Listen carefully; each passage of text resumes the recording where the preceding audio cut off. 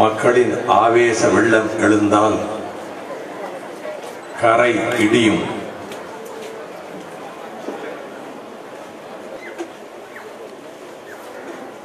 பெருவெள்ளம் பூபாலம் பாடும். அராஜகம் செய்ய நினைக்கின்றவர்களின் முயற்சிகள் அனைத்தும் இடிந்து விழுந்து நொறுங்கும் என்பதற்கு அடையாளமாகத்தான் இடிந்த கரையில் அனைத்துலகத்தின் பார்வையும் இன்றைக்கு திரும்பி இருக்கிறது.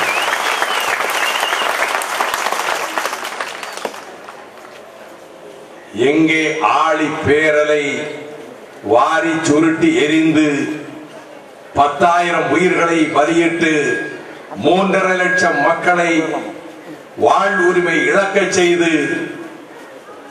எரிமலைகளுக்கு மத்தியிலே சபிக்கப்பட்ட தேசமாகவே துன்பப்படுகிற, உலகத்தில் முதலாக அணுகுண்டுகள் வீசப்பட்டதனால் லட்சக்கணக்கான உயிர்கள் படுகொலை செய்யப்பட்ட இந்த ஆசியா கண்டத்தின் கண்ணீர் துளியாகவே ஆகிவிட்ட இந்த ஜப்பான் இதிலிருந்து மீளுமா என்று உலகமெல்லாம் பதறுகிற அளவுக்கு புகிஷிமாவிலே அணுமின் நிலையம் சுனாமி தாக்குதலுக்கு இரையாகி மனித குலத்தையே நடுங்க செய்ததே அந்த ஜப்பான் நாட்டினுடைய டோக்கியோவில் 60,000 பேர் திரண்டார்கள். அணுமின் நிலையத்தை நிரந்தரமாக ஜப்பானிலே இருந்து அகற்ற வேண்டும் என்ற போராட்டத்திற்கு 60,000 பேர் திரண்ட அந்த போராட்ட களத்தில் இடிந்த கரை உச்சரிக்கப்பட்டது.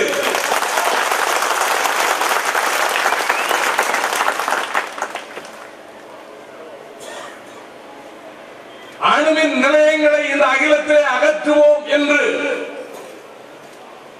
நாங்கள் தொடுத்திருக்கின்ற போராட்டத்திற்கு ஊக்கமளிக்கின்ற மக்கள் எங்கே? இந்திய உபகண்டத்தில், தென்கோடியில் இருக்கிற தமிழகத்தில் கடல் விழுங்கியது போக, கபாடபுரம் அழிந்தது போக, தென்மதுரை கடலுள் அமிழ்ந்தது போக, மிச்சம் மீதி இருக்கின்ற பழந்தமிழகத்தினுடைய கடைகோடி பகுதியிலே இருக்கக்கூடிய இந்த இடிந்த கரையினுடைய உங்கள் போராட்டம் ஜப்பானியர்களுக்கு ஊக்கத்தை தந்திருக்கிறது.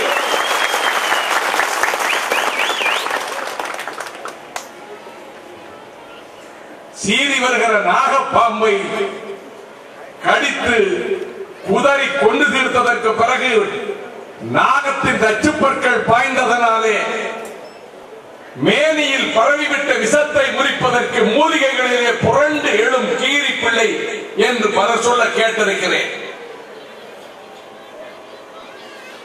மூலிகைகளை தேடி கீரி பிள்ளை செல்வதை போல வாழ்வே போராட்டமாகிவிட்ட இந்த எளியவனுக்கு மனதிலே பலமும் இன்னும் ஊக்கமும் தேவை என்பதனாலே உங்களை தேடி வந்திருக்கிறேன். இடிந்து கரைக்கு வந்திருக்கிறேன்.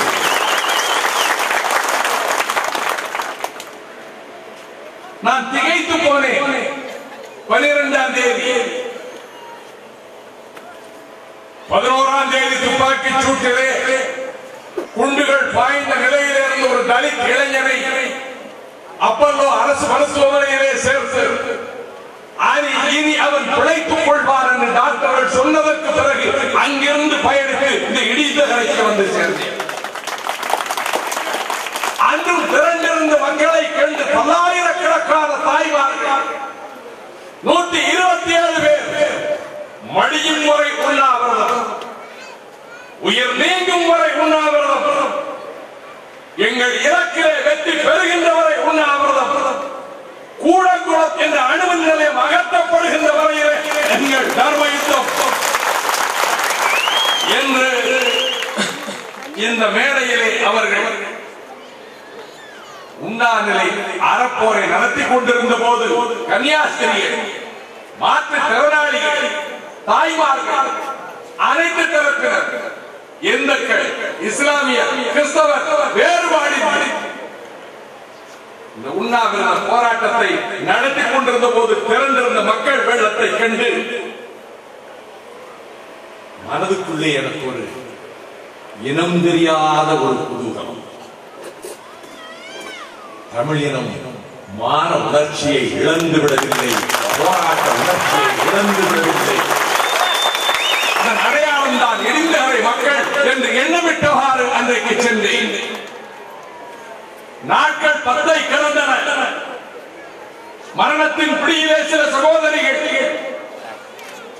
பிழைக்க மாட்டார்கள் என்ற நிலையில் அவர்கள் விருப்பத்துக்கு விரோதமாக கட்டாயப்படுத்தி மருத்துவமனைக்கு கொண்டு செல்லப்பட்டார். பசி அறியாதவர்கள், பசியை உணராதவர்கள், பட்டினி கிடந்த போது பசியை பற்றி எண்ணாதவர்கள். ஆனால் அவர்கள் நீதியின் மேல் பசி உள்ளவர்கள், நியாயத்தின் மேல் பசி உள்ளவர்கள், நீதியின் மேல் தாகம் உள்ளவர்கள். இதைத்தான் அன்றைக்கும் சொன்னேன். மலை பிரசங்கத்திலே சொன்ன இயேசு பெருமானினுடைய வார்த்தைகளை உச்சரிக்கின்ற தேவாலயத்துக்கு அருகிலே அமைக்கப்பட்டிருக்கக்கூடிய இந்த திடலில் எல்லோரும் இப்படி போராட்ட களத்துக்கு சென்று விடுவதனாலே வீடுகளில் அடுப்பு எரியவில்லை, வீட்டிலே சாப்பாடு பொங்கவில்லை. எனவே நம்முடைய சகோதர சகோதரிகள் இப்படி போராட்ட களத்தில் இருப்பதனால் பக்கத்தில் இருக்கிற கிராமங்கள், உபரி உள்ளிட்ட பகுதிகளில் கஞ்சி தொட்டிகளை வைத்து அந்த மக்களுக்கு உணவு தருகின்ற அந்த காட்சியை நான் சின்ன திரையில் பார்த்தபோது ஒரு 3.5 வயது சிறுமி, அந்த சிறுமியிடம் தொலைக்காட்சி நிருபர் கேட்கிறார், எதுக்கு இங்க வந்து நிக்கிறீங்க? அந்த சிறுமி சொல்றாங்க, சாப்பிடல, அம்மா எல்லாம் போராட்டத்துக்கு போயிட்டாங்க, இல்ல போராட்டம் நடக்கு, நாங்க சாப்பிடல, எங்களுக்கு கஞ்சி ஊத்துறாங்க. இதை அந்த சின்ன பிள்ளையினுடைய சின்ன உதடுகள் உச்சரிக்கிற போது அது மனதை மிகவும் பாதித்தது. அதை பார்க்கிற போதே அதை தாங்க முடியவில்லை. அப்படி போராடிய இவர்களையா கொச்சைப்படுத்துகிறார்? இவர்களையா நீ களங்கப்படுத்த பார்க்கிறாய்? களங்கப்படுத்துகிற நாக்கு அழுகி போகும். வாழ்க்கையில யாரையும் சபிச்சு பழக்கம் கிடையாது, அப்படி பேசி பழக்கம் கிடையாது, யாரையும் சொன்னது கிடையாது. நான் நிறைந்த இந்த இடத்திலிருந்து சொல்றேன், இப்படி எழுதின கைகள் அழுகி போகும், பேசுகிற நாக்கு அழுகி போகும்.